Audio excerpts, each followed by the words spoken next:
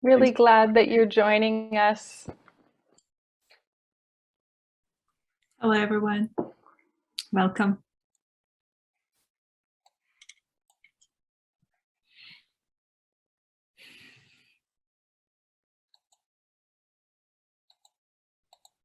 We'll give people just a few more minutes to get settled in, but really glad that you're joining us today.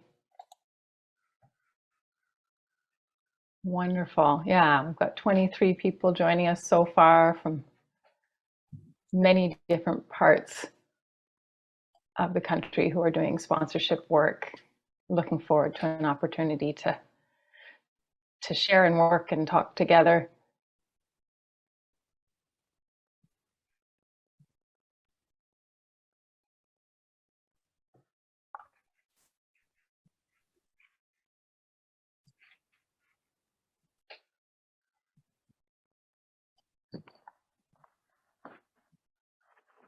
Okay, shall we get started and I got the okay from Adam. That's great.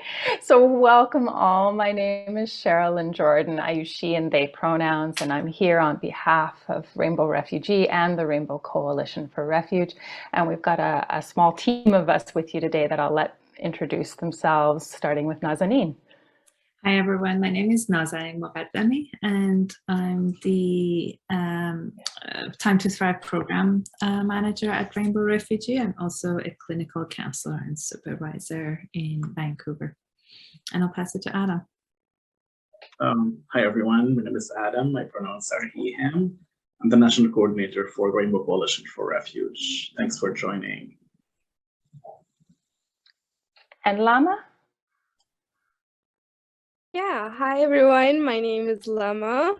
My pronouns are she, they, and I'm the sponsorship coordinator at Rainbow Refugee. So I want to thank Lama and Adam will be here sort of in kind of tech room support roles. Lama will be taking care of the chat and monitoring Q&A and making sure that Nazanin and I see the things that are posted. And Adam is here doing all kinds of other support and is the one that really organized all of this. So really thankful that both of them are here.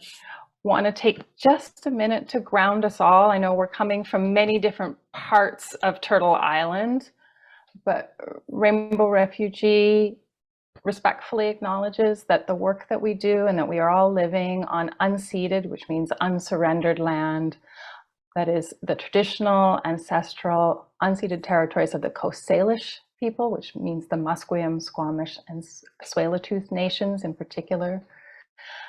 And the work of the Rainbow Coalition for Refuge extends across Indigenous, First Nations, Métis, and Inuit lands on Turtle Island.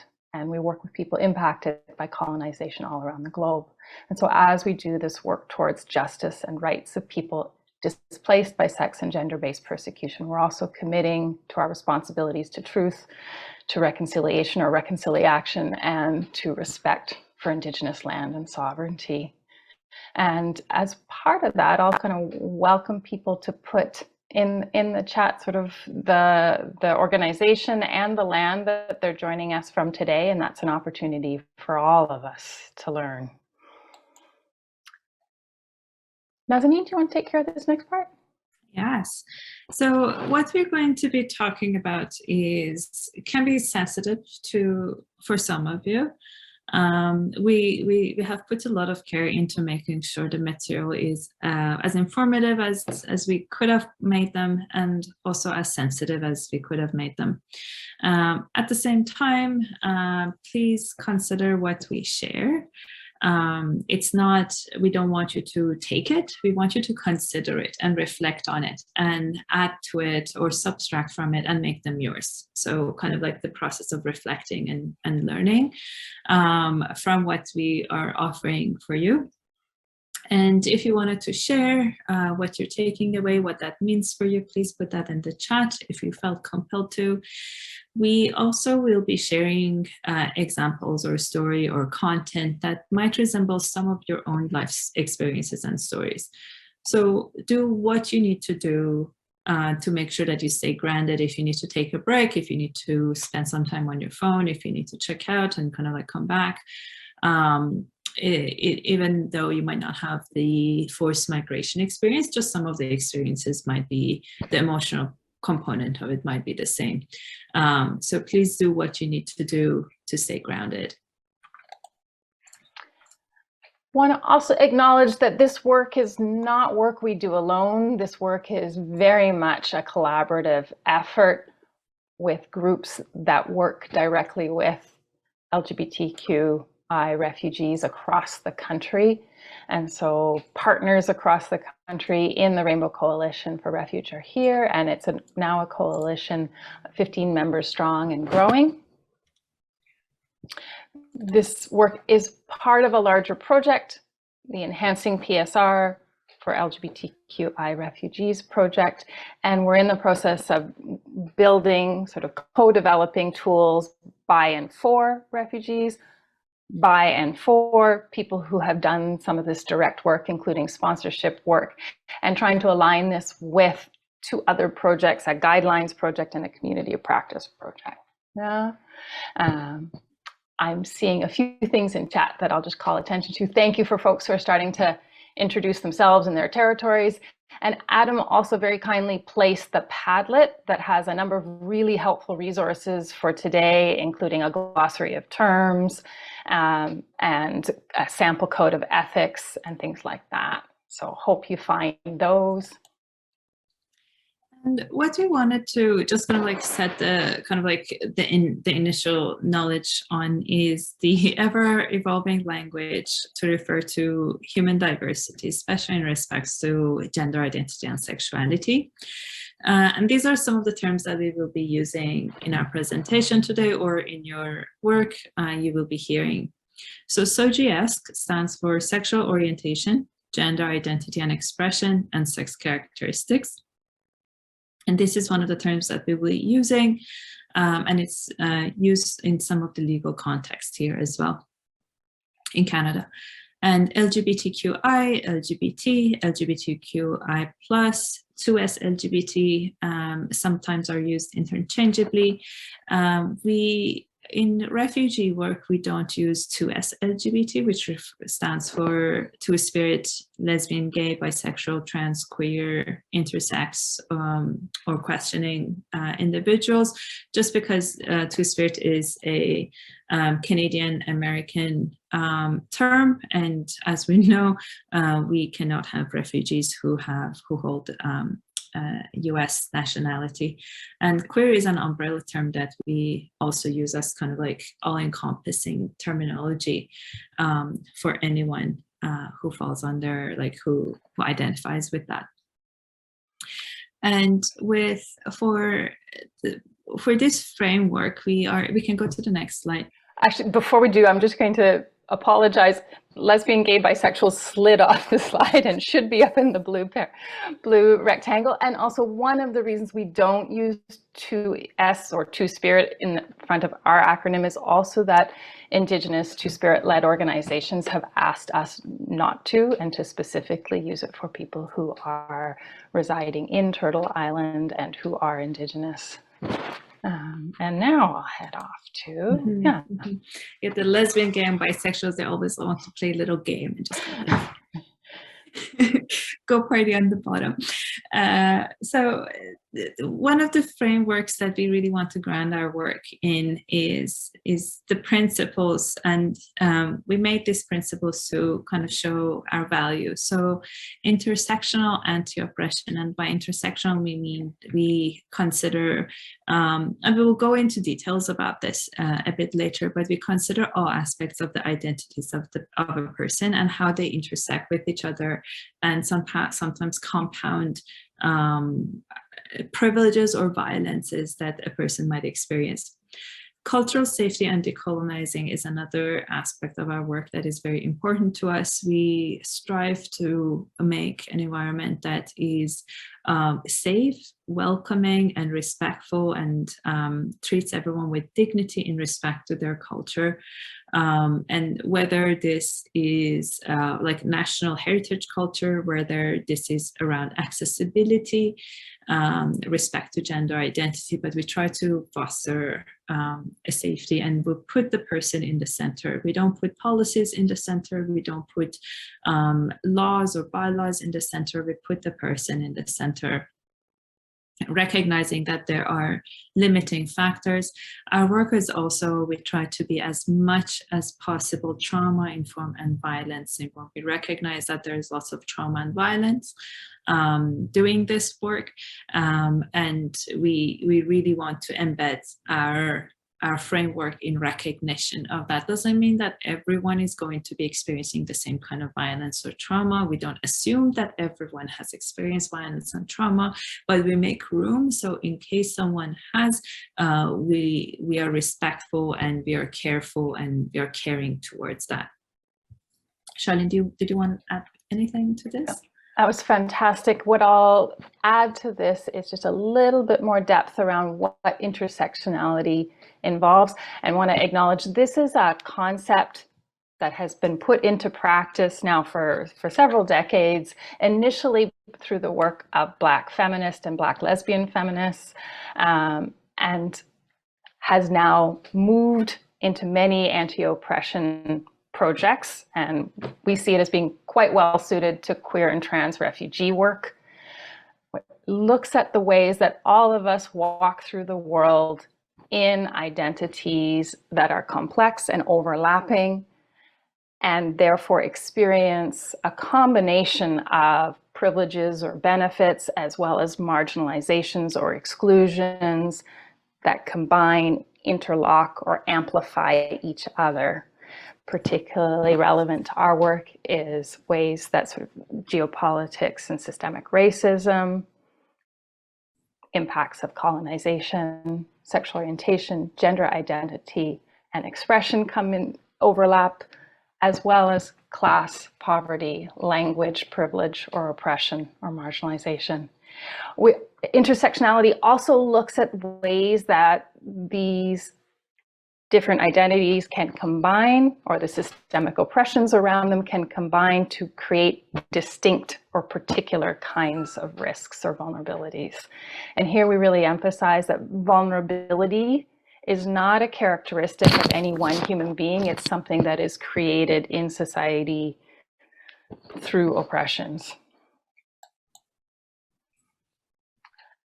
A piece of intersectionality that will kind of highlight here is the ways that the persecutions, the violence, the religious authorities and moral authorities and legal authorities that have contributed to persecution against sexual and gender diversity are very much impacts of colonization. And so you'll see the same language in penal codes of countries colonized by Britain. You'll see similar language, moral codes in countries colonized by Spain. And so we very much see the work towards justice and rights as part of a larger decolonizing effort. And so we really want to invite everyone to consider that trauma and violence are socially produced by injustices such as colonization, poverty, racism, and persecution. And I'll give you an example of, for example, there are lots of ways that countries that have the punitive legal code, they're backed by religious authorities in other countries, like the states, like the Catholic Church and other institutions that support some of the anti-homosexuality laws.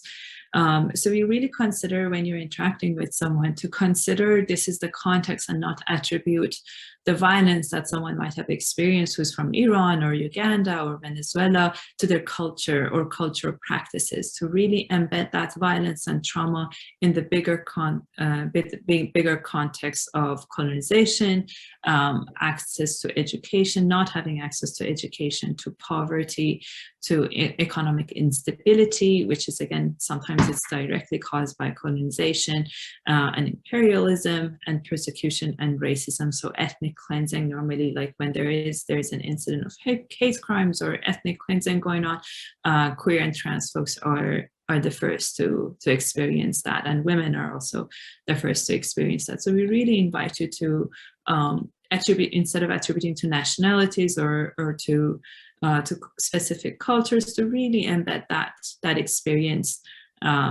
into the bigger context that is more global. When we take a trauma and violence informed approach, we also recognize that human responses to trauma are extremely wide-ranging, incredibly diverse. And so individual labels like PTSD or post-traumatic stress disorder, which are used in sort of clinical contexts, and I'm speaking here as somebody trained as a counseling psychologist, they may be helpful in some ways, but they give an extremely partial and very problem-saturated view. And so what we want to call attention to is the ways that people respond in very complex, very diverse ways.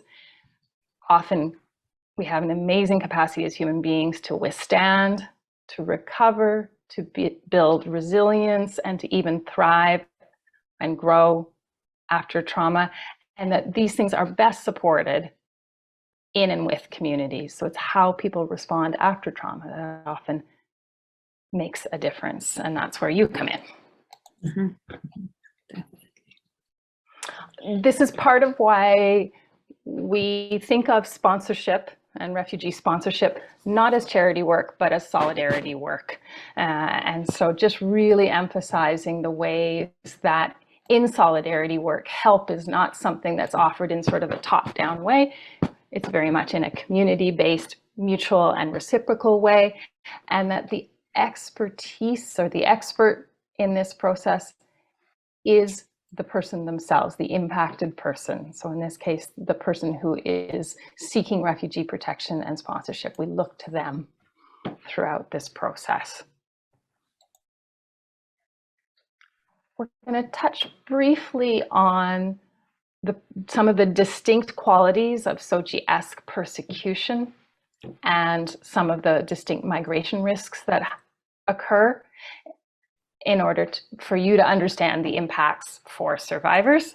And we know that many of you have years and years of experience with this. So this piece is going to be a little bit shorter than we would typically, but want to make sure you have that background before we continue on. So very much emphasizing that at an international level, there is recognition of the right to human rights for people who are sex and gender diverse in international instruments like the Yogyakarta Principles. That being said, we live in a world where those human rights protections are incredibly uneven. As you know, over 70 countries in the world continue to explicitly persecute around sexual orientation, and at least 58 around gender identity. When people do need to leave their countries, they are often then in countries with similar kinds of social conditions, legal conditions, that place them at continued risk, as well as holding additional risks because of precarious status, migration status, not having access to work, being unable to work, not having access to housing, health issues. All of these can compound to create additional forms of exploitation and risk. these kinds of sort of statistics and facts and maps only share part of the story. And so we wanted to give you an opportunity to hear and read the words of one particular individual that we hope will kind of bring out some of the felt experience, the lived experience of surviving under persecution. So these are the words of Jamil, and he was 25 at the time. I'll emphasize he's doing well now, very well now, and he's speaking in the past about his experience in a country that had a 14-year prison sentence. So he was saying it was the vigilante groups, it was the villagers, it was the uncles, it was the entire system. It was the guy I was working for who would scream in front of his clients, "Gandu," which is a very offensive term. It was everywhere. It was in the buses, in the taxis, in the bars. It was everywhere. It was like a game you enjoy while you're hidden, but once you come into the picture, once you come into the mainstream, you're bringing yourself attention for violence.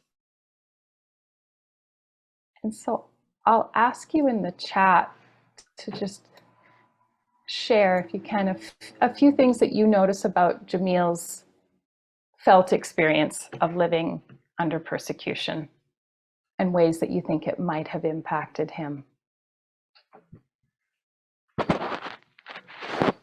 And how it might also inform their, like, a person's experience in Canada as they make their journey here. And this might be some of the background that they have experienced. Thanks, Nazanin. Yeah, so as you're doing that, I'll share a few of the, as you heard in Jamil's words, this is often a form of persecution that people experience in isolation. And often it starts early in their lives, in their most intimate relationship, in families, often in childhood or adolescence. And I think Jamil's words really capture the ways that there's sort of this omnipresent, ever-present, he says it was everywhere, sense of surveillance and threat. Yeah, and so Jan, thank you, Jan, saying knowing who to trust would be difficult, and that is absolutely key. You know, it's if danger is everywhere, who do you trust? That feeling of I don't know who's safe, I don't know who to trust, does not, you know, leave people as they move across borders. So they're coming to Canada with a sense of, you know, is this someone I can trust? I'm not sure. No. Some of the impacts we really want to emphasize is that sort of internalized sense of isolation, shame, and stigma, that staying hidden, yeah, no place is safe. Staying hidden is often more safe. Thank you, Andrea. That's, you know, hiding is a survival tactic. Yeah, and again, need to think about the impacts and implications of this for people as they try to navigate settlement. And then some of the impacts that we see also parallel what would be called complex trauma. So challenges with kind of regulating emotions, challenges with feeling a stable and secure sense of self or sense of safety. And so all of these things are real, you know, obviously impacts of persecution are heinous no matter what form of persecution, but we want to call attention to some of the ways that SOGS persecution has distinct impacts. Do you want me to go for this? That'd be great. So these are some of the things that research has identified that has come from people. And actually Lama has translated this to Arabic. So this is also one of the things that, these are the principles that inform our work to be able to foster for folks who are coming. So safety.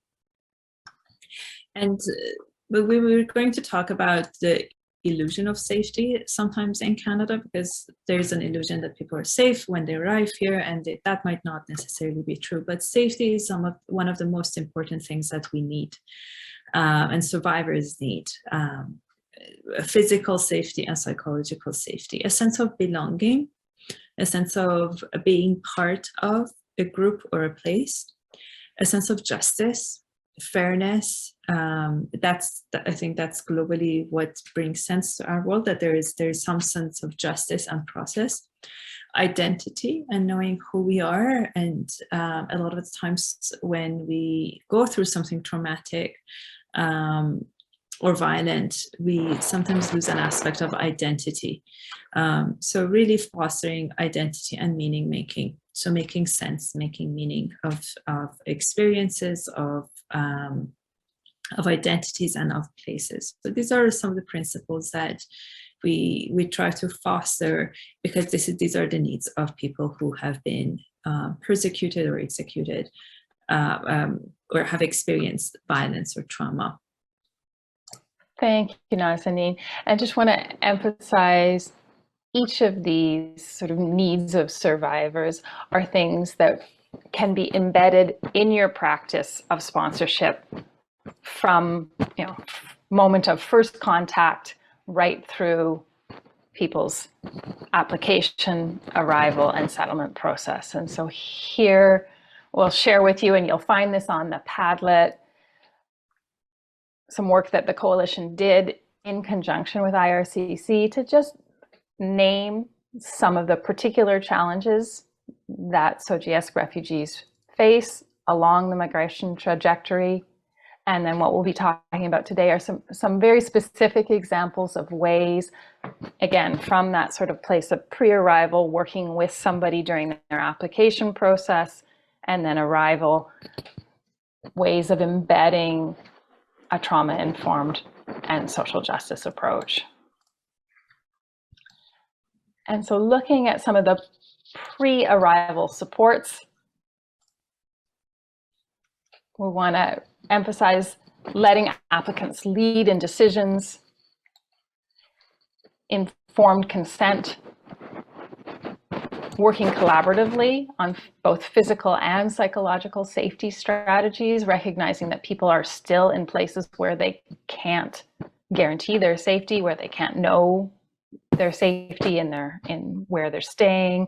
And so what are some strategies that can, in sort of moment by moment or day-to-day ways, improve their physical or psychological safety? Respect for confidentiality, recognizing how complex that is, and then safe awareness and emotion regulation for sponsors themselves. And Sharon, do you want to just elaborate on that last piece around emotional regulation, or are we going to talk about that later?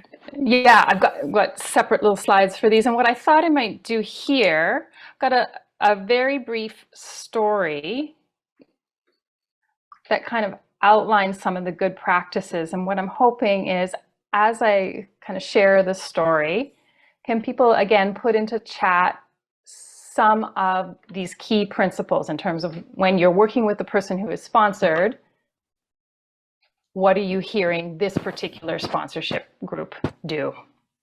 Yeah. So this is a story of Miriam, and she has met 3 members of her sponsorship group through WhatsApp and by email. So 2 of them, Leah and Charmaine, volunteer to work on the application with Miriam. They check in with her about whether she's comfortable sharing their story with them and how best to communicate. Leah lets Miriam know what to expect, the questions she'll need to answer, that Leah and Charmaine will help her, and that what she writes or what she conveys will be reviewed by a volunteer lawyer. They let her know that sharing their story and answering these questions will be intense and difficult at times, and offer to talk with her about what she can do to take care of herself as she works on the application. So together, the 3 of them make a timeline of the important events without going into lots of detail about any one of them. They also generate a list of things Miriam can do to calm herself, like listening to good music, walking in their courtyard, and to energize herself. They then decide that Miriam will record her story in short audio recorded segments in her first language, and that Charmaine will work with a volunteer interpreter and transcribe to get this all into the application.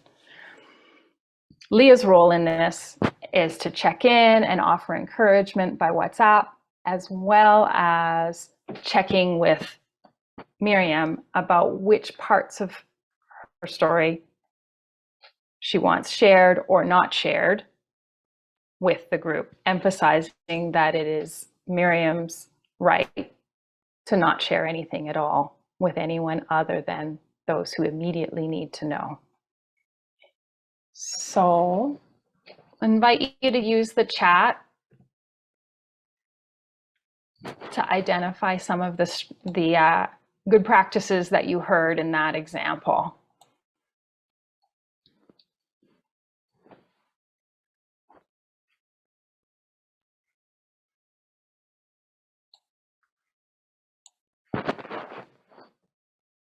And maybe while people are doing that, do we want to talk a little bit about the good practices for within sponsorship group members? Nazanin, go ahead. Yes, I was muted. So some of the good things is that to know is that just because a group of people are sponsoring a person, that person still is entitled to confidentiality around their story and what has happened to them or what they have gone through. So it's best if, unless they want to disclose, that is fine.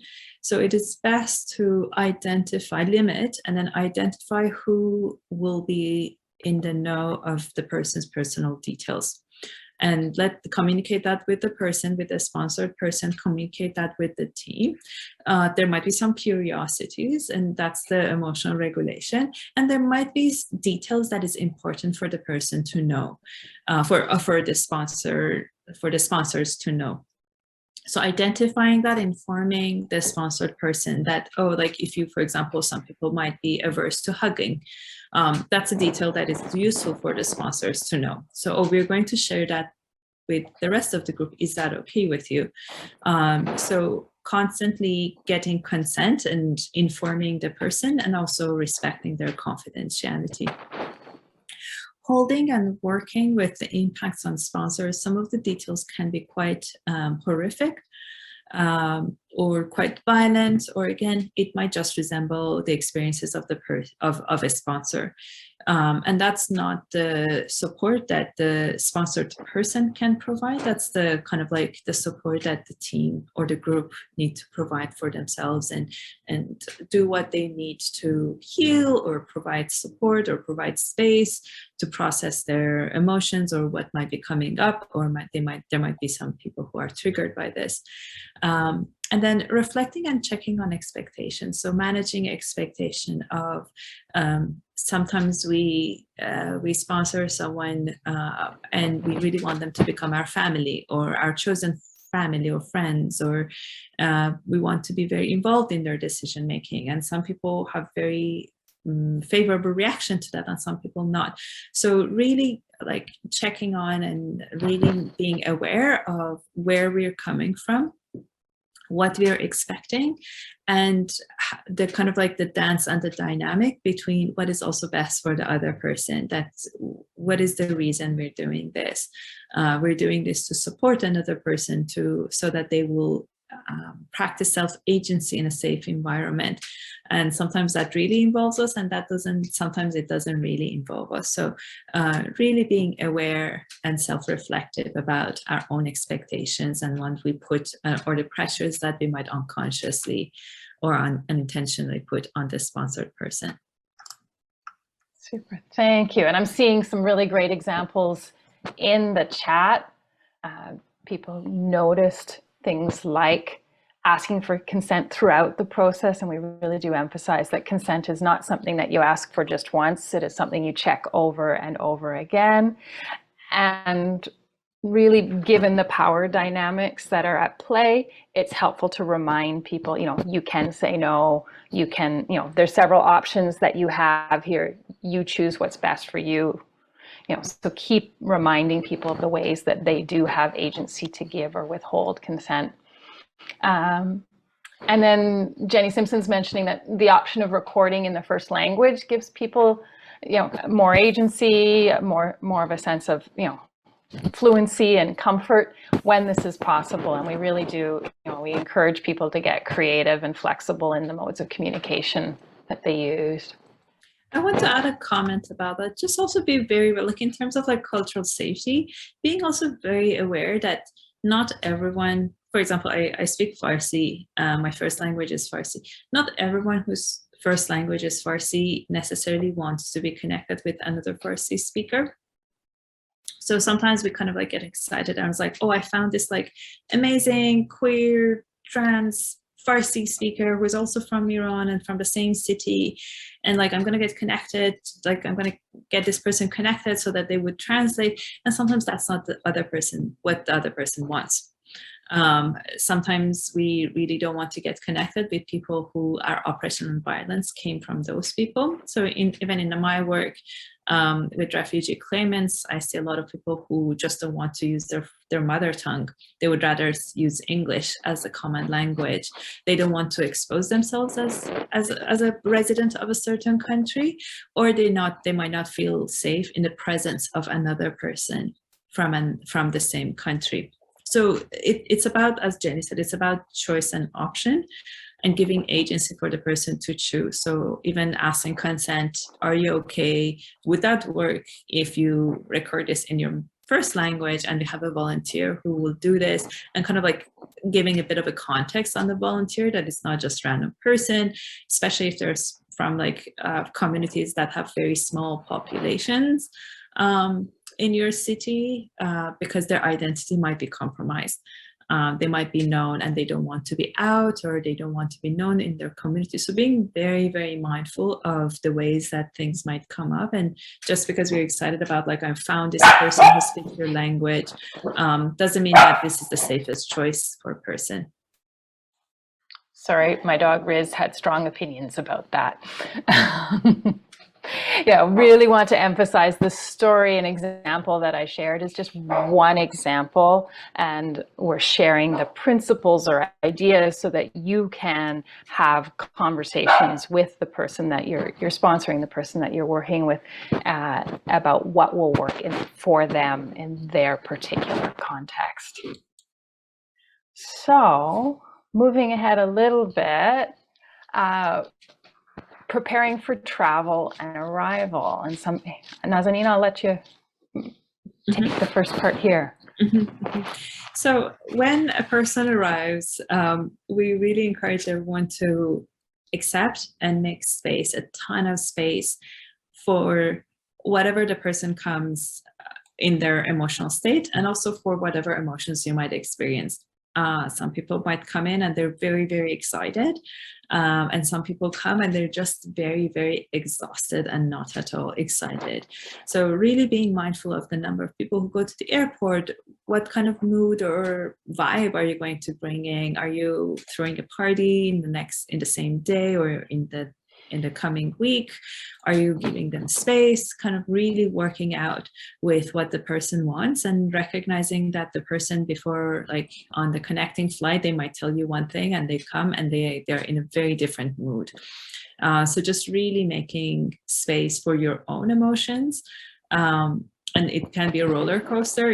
It can be very diverse and within minutes, and for the other person. Anticipating exhaustion, trauma release. So like the person might come and they might just have a complete breakdown of their nervous system, because sometimes our bodies just respond when we're physically safe, even though we might not be processing it. Also, going through borders can be quite traumatic for a lot of us, depending on our identities, like if a trans person is traveling, if documents are not matching, if a Muslim person, if a Black person is traveling, sometimes crossing borders can actually be quite traumatic, even the person is very excited or they're looking forward to their trip or their flight. So really, really respecting and anticipating a wide range of emotions and experiences and responses, and not taking it personally.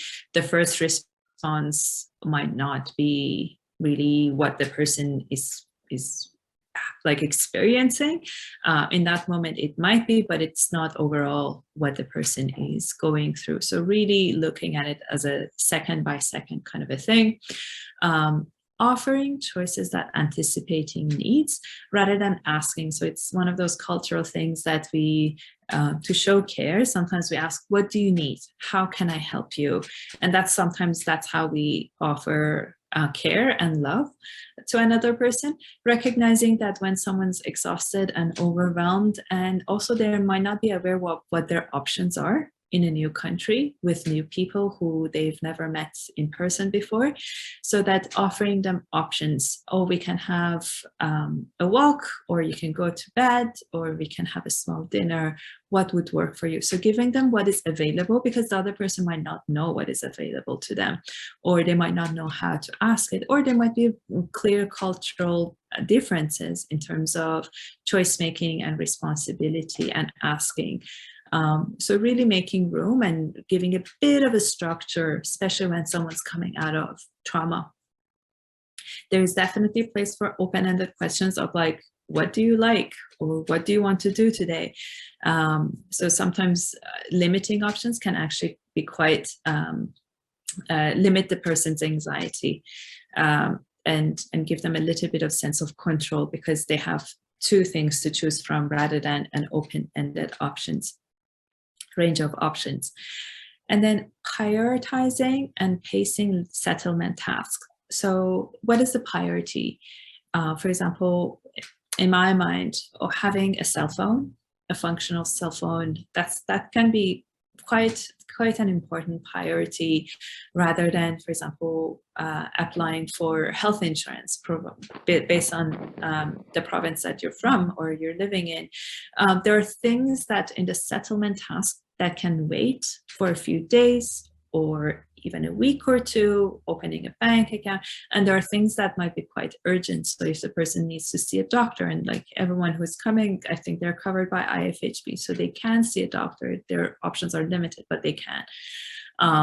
So pacing that so the person is not overwhelmed by a bunch of paperwork, bunch of settlement tasks, getting their social insurance number, getting their bank going, getting their phone going, doing the provincial health forms, like pacing it and making sure that the priorities are met. There might be some forms that might be needed to be filled much earlier, and there might be things that can be one thing at a time in the next coming weeks.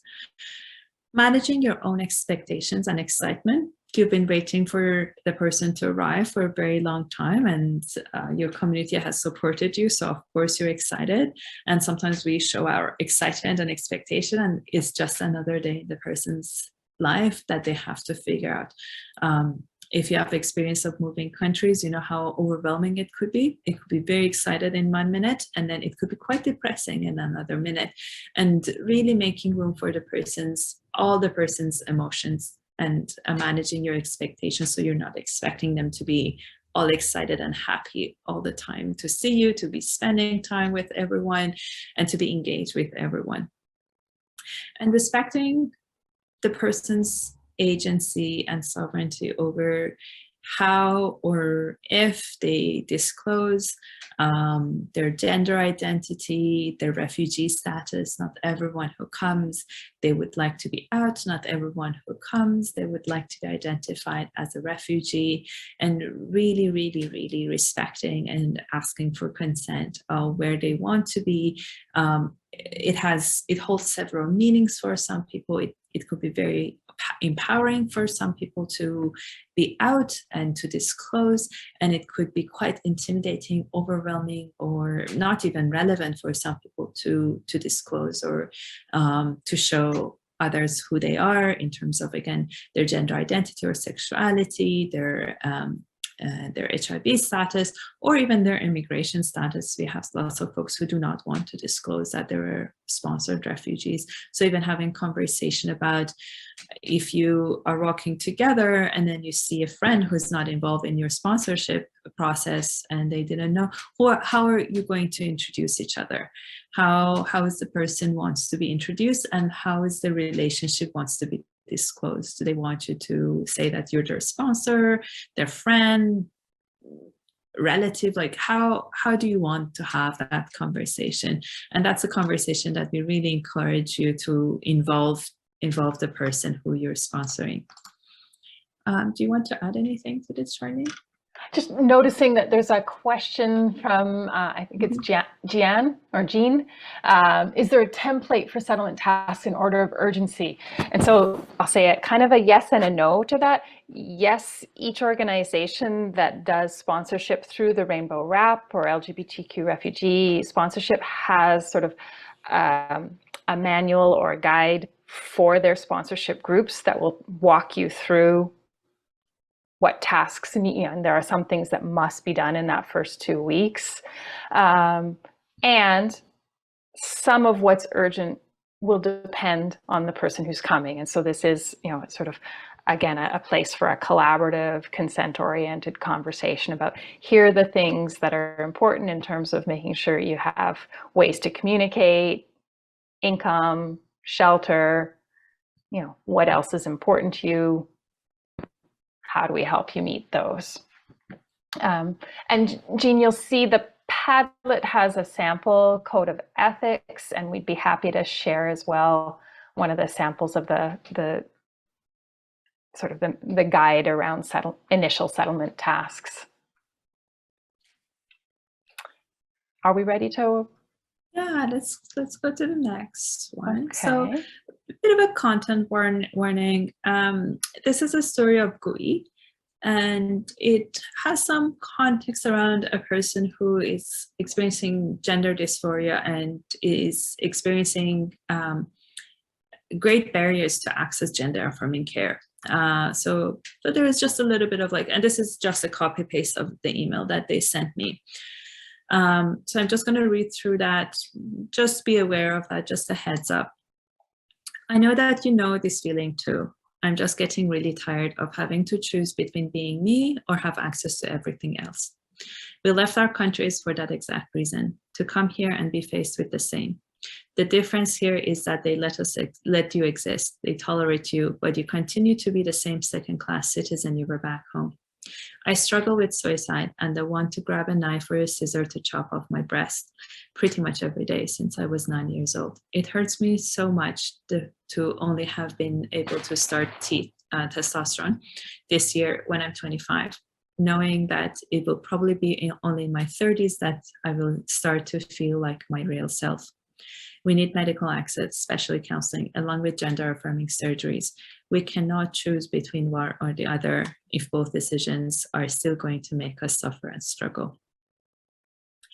And we put this story here to showcase that just because a person have made it here and they're here, it doesn't mean that all their needs are met. Even their medical needs are met. And to report back, GUI is doing really well right now. About 2 months ago, they had their top surgery. They're very happy. I met them about a couple of weeks ago, 3 weeks ago. They're doing really well. They're offering us resources. They're doing poetry in a community center. They're working and they're supporting other trans and gender diverse refugees who are coming in terms of what to expect for their top surgery and how to prep for the surgery. So, and this is what they were writing when they found out that in BC, if they're on IFHP, they cannot access gender affirming surgery. They have to have the provincial health insurance. And with that, we started both provincial and national advocacy on access to gender affirming care for refugee claimants. This person was a refugee claimant, but the sharing of IFHP is the same. And Transcare BC, which is the overseeing body of gender affirming services in BC, has been very supportive. So we took their concern very seriously, and the principles of safety, belonging, identity, justice. Yes, we really try to address all those things because that's what the person needed. We couldn't stop the trauma from happening, but we could respond to them and really collaborate with them so they know that their story is part of the presentation. They know the advocacy that we did because of them coming forward and sending me that email. And this is just another example of how a person could come with high expectations because they're told that you're going to be fine in Canada, you're going to get all your needs met in Canada, you're going to be safe and welcome and celebrated, and they come and there's directives and barriers, and to just really make room for the frustration, for the depression that might come with that, and having ways to advocate, to use your word, to use your voice to advocate or empower the person to use their words. Anything else you wanted to add to this? Just seeing a comment from Laura Beth Bug, who I know is out east, I believe, and just commenting that this is not necessarily just about lack of access because of IFHP, that we do live in a country where access to gender affirming care is something that really varies across the country. Some provinces are, create much more access than others. And so this is why this is an area of advocacy for us. And it will be an area where working with people who have arrived around their kind of system navigation and self-advocacy skills will be important. And we really want to emphasize this can, for those of us who kind of live in the world, either cisgendered or more gender normative, it can be, I think, easy to kind of downplay the urgency and importance of access to gender affirming care, and just really want to emphasize that being able to walk in the world with a body that is aligned with your sense of gender identity is literally life-saving, as well as opens up all of the tasks that need to be done for settlement, making friends, seeking work, those kinds of things, makes that so much easier. So please, flag this as urgent in your list and work with us to do the homework around what's possible in your location, and then also continue in sort of building advocacy to expand access. Nazanin, anything you want to add there? No, I think you covered it pretty well. Yeah, and so we're coming close to the end. This has felt entirely too short, but I hope it's given people a sense of ways of starting to bring trauma-informed practices, trauma-responsive practices, and social justice practices into their sponsorship work. What I'm going to invite you to do before we open things up a little bit more is to put in the chat, share one practice that you have engaged in as a sponsor, or you could engage in as a sponsor, and how it kind of promotes either safety, belonging, justice, identity, or meaning making. So we'll invite you to do that in the chat, and then we'll open things up in terms of Q&A as well.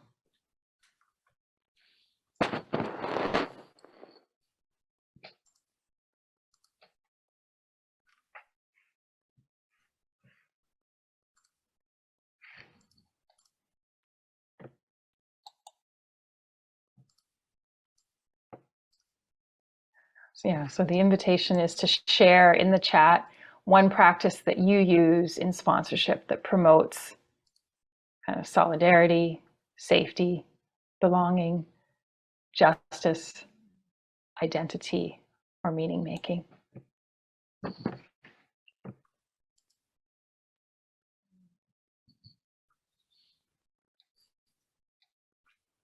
Wonderful. Thank you, Edgar. Yeah. Can you share a little bit more, Edgar, about what you do to sort of foster trust? Okay, Fawn is saying some description of what trauma is, so that people know kind of what to expect and ways of moving through that. Mental health first aid training, yeah. That could be helpful both for the sponsors and the sponsorees, the mental health first aid trainings. And then Robin's suggesting both that sort of providing space and being patient, while also allowing a certain amount of independence as well, and sort of kind of continually kind of building the areas that people can be independent in, and respecting that.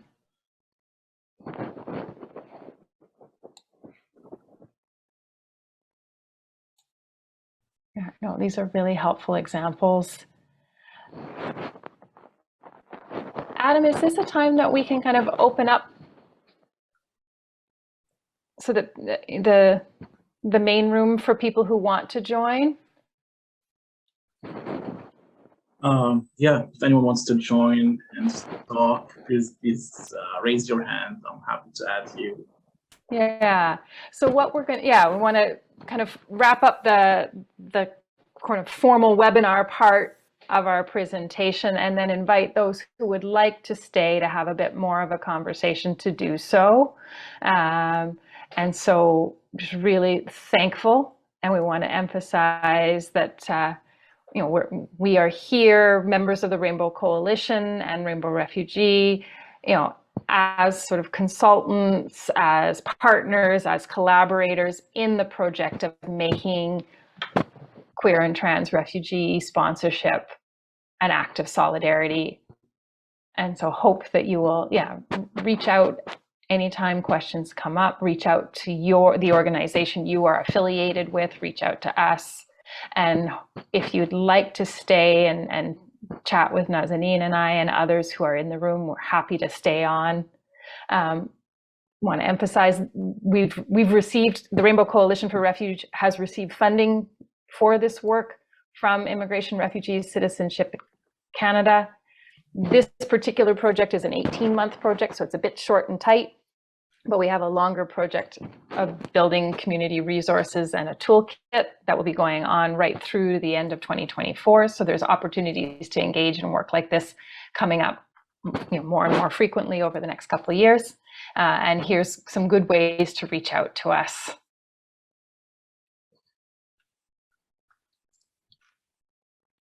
And yeah, for those who want to stay, you're welcome to come chat with us, and others want to wish you well. I know it's getting quite late for those of you who are out further east, so thank you for hanging in there with us. And Nazanin, do you want to sign off? Yeah, and thank you for all the insights. And I see in the chat that one person's also saying that they made room for the person to be supported after a counseling session. Sometimes we feel that after counseling, we should feel all good, and sometimes we actually feel quite tender or raw, and we need some kind of like support and good food or good company. But thank you, it was a pleasure. Thanks for having the conversations. I know it's a little bit one way with us talking over the Zoom. Nothing replaced the in-person conversations. And yeah, more than welcome to join, to stay on.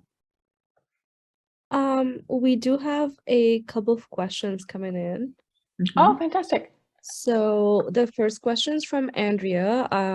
They said, I work with someone who is moving from Halifax to Vancouver. Can I connect them with those of you in Vancouver to hopefully provide a bit of support? Can you repeat that? I didn't quite get it. Oh, sure. So Andrea said that they work with someone who is moving from Halifax to Vancouver. So they're wondering if they could connect that person with Rainbow Refugee or folks at Rainbow Refugee to provide some sort of support. Definitely. You can email me at support@rainbowrefugee.ca. I put that in the chat.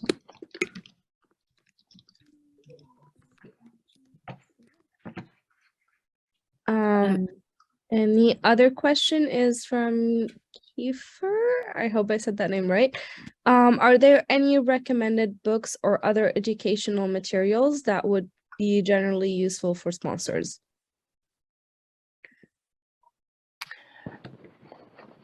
Whole books, not yet. Part of the guideline project is actually to be creating sort of it will end up being a book length online resource that goes through each stage. So that's a work in progress.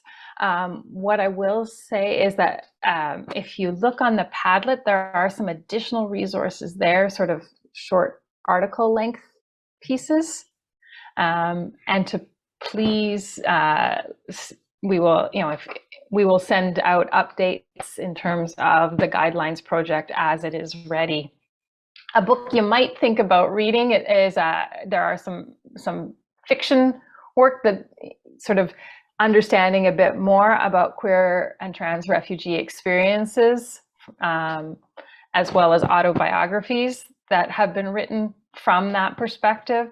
And so if you haven't read Danny Ramadan's Clothesline Swing, that is, he speaks quite openly and eloquently about his experience there of coming to Canada as a refugee and some of the challenges and sponsorship there. And so that's one, reading that autobiography could be quite helpful.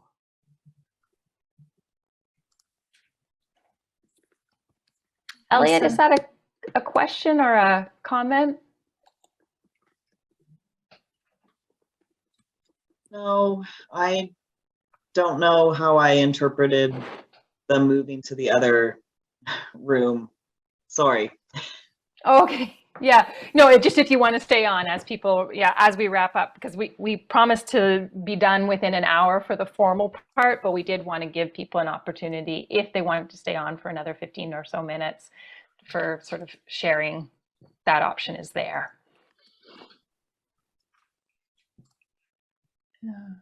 Neelam's asking for contact information in the chat. Okay, so Nazanin, you've added that. That's great. Yeah.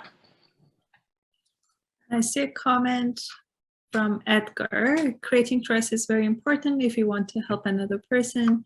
It is difficult if the sponsored person doesn't see volunteer with empathy or friendship. Sure, trauma is hard, but I think we shouldn't talk too much about that. It's trying to overcome this situation with positive things in the new place. If something volunteer and staff need to do, this is my perspective. Definitely, there's lots of work that is going to be put into sponsoring a person to come, and recognizing that the person's going to be where they're at and not where we want them to be. They're going to be experiencing their life in a way that sometimes is kind of like we get hurt a little bit by that. So recognizing that we're meeting the person where they're at, and if they're unhappy, that's also one of the ranges of emotions that we make space, because sometimes one of the things that we lose when we actually move is a sense of community and belonging. And some cities are easier to build that and some cities are not, or some communities are easier and some are not. And this is one of the things that I hear quite often, that people really miss their community back home, even though they're physically somehow could be safe here. They don't fear persecution, but they don't have that solidarity and shared language. And sometimes, depending on where they're at in their lives, that's the most important thing. So they might actually be quite unhappy to be in Canada, and that's totally fair. The other piece, as I read Edgar's comments, want to emphasize, being trauma informed or trauma responsive does not mean you are trauma focused all the time. In fact, sometimes it's kind of the opposite, that what's needed is for people to be in a space where all feelings are welcome, and the process of sort of staying grounded and present is what's supported. And that may, usually that means not actually diving into trauma stories or trauma narratives very often, except in very sort of controlled particular situations. So at Rainbow Refugee meetings, we're often actually laughing a lot in our meetings, and there's opportunities for people to kind of ground themselves, connect, experience themselves as competent, experience themselves as belonging and a valued part of the community. These are all examples of being kind of trauma informed or trauma responsive. That doesn't necessarily mean we're focused on, and again, remembering that how people respond to trauma is different, each person, and so we need to make room for all that full range. Yeah. And Lisa's asking us to use their most recent logo. We will take note of that for the next presentation. Thank you. Thank We just you. updated our own logo, so we will update your logo too. Yeah, and I saw Eve asking about the slides. Yes, the slides will be added to that the Padlet. So if you hang on to the Padlet link, and Adam will send it out again to everybody who came today, that you'll find the slides on that. And yeah, well, thank you, Lisa, that Calgary's got a new logo. We're all these new organizations developing new logos and cleaning them up a bit. So yes, those will be added. So I'll just give Lama, anything else in the Q&A that we need to pay attention to? Nope. We're good there. Yeah, just really appreciate everybody who's come, and your work in sponsorship is so important.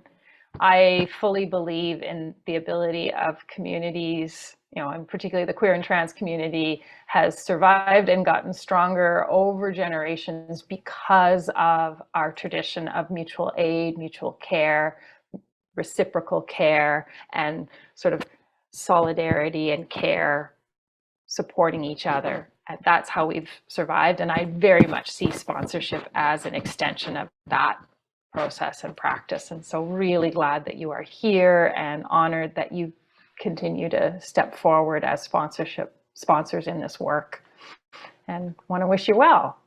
Yeah, thank you, everyone.